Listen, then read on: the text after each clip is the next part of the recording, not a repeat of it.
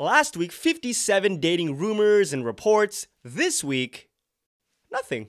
But of course, as always, we still have a lot of things to talk about. For some reason, someone on Weverse decided to post a list ranking the BABYMONSTER members by who's the most responsive and active with fans. On top of putting CHIQUITA last at number 7, they added that she just posts and leaves, and quote, imagine being a fan of CHIQUITA. Not only did this post get a lot of backlash for targeting one of the youngest idols in the industry, but it also caught the attention of CHIQUITA herself, who responded apologizing, saying, I'm sorry, sad face, I'm here for you guys. I mean, she seems pretty responsive, even hilariously answering someone's marriage proposal with prison, prison, prison. We've also previously talked about NCT's RENJUN being very responsive to criticism recently toward the comments regarding his seeming change in appearance. This week, RENJUN shared a message he got from a SASAENG who somehow got his number and then used it to criticize him and other current idols for having it too easy these days, making too much money, flaunting their looks, dating freely, giving terrible performances, being too laid back, and just need to get rid of their phones. Not only did RENJUN extensively refute this perception of an idol's life by providing a longer rebuttal to the accusations, he even said, quote, instead of hiding like a rat and typing away, if you have something to say, talk face to face with a lawyer present. Unfortunately, this leads right into our health updates, as it seems like RENJUN had to miss a schedule due to his health. Also, well wishes to NewJeans HYEIN, who will be taking a break from her activities due to a microfracture in her foot that she sustained during practice ahead of their May comeback. After completing their music show schedule in Japan, SM has confirmed that aespa's winter just underwent surgery for a collapsed lung and is currently recovering in the hospital. It's kinda crazy because BABYMONSTER's RAMI just had to deal with the same thing. However, in her case, she was at the hospital soon enough to not require surgery. And finally, member Cherin has now officially departed MINIMANI. Related or unrelated, the news comes right after their company announced auditions either for a new member or a new group altogether. The last thing we should mention before moving on to the positive section of the video is the tragic and sudden passing of singer Park Bo-ram at only 30 years old. It was said to have happened at a private gathering with 2 other friends. You may know her from Superstar K2, you may know her from her own music or amazing OSTs. Sadly, it's said she was preparing for a comeback soon to celebrate the 10th anniversary of her debut. The exact details surrounding her passing are still being investigated at this time.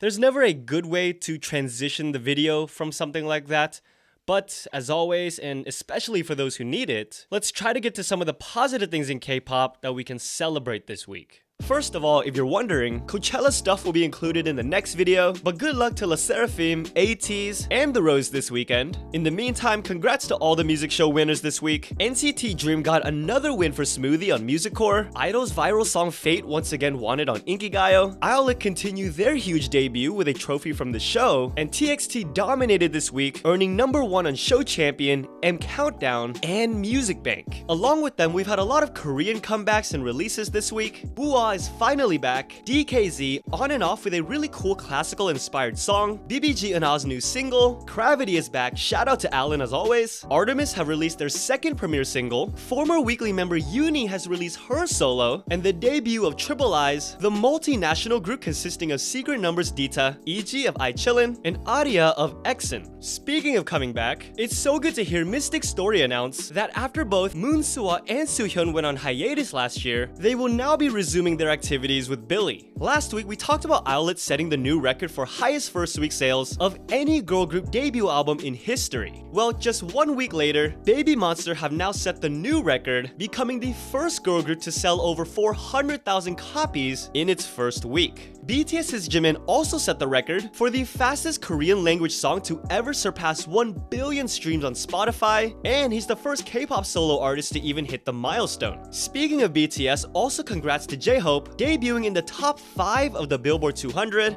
and finally, after 16 years, Taemin has officially left SM Entertainment, signing with Big Planet Made, who you may also know manages BBG. Not only that, Onew has also left SM, becoming the first artist under Griffin Entertainment, and after a lengthy health hiatus, we will finally be seeing him return to the stage later this month. Key and Minho actually renewed their contracts with SM, and if you were worried about SHINee's future as a group, well, they even announced an encore concert, reuniting all 4 members on stage together in May. The best part was that all of this was announced in time to celebrate Jonghyun's birthday this week. There's probably not a better place or clip to end this video. Definitely add anything I didn't get to mention from this week in K-pop to the pinned comment. I'll see you next Friday.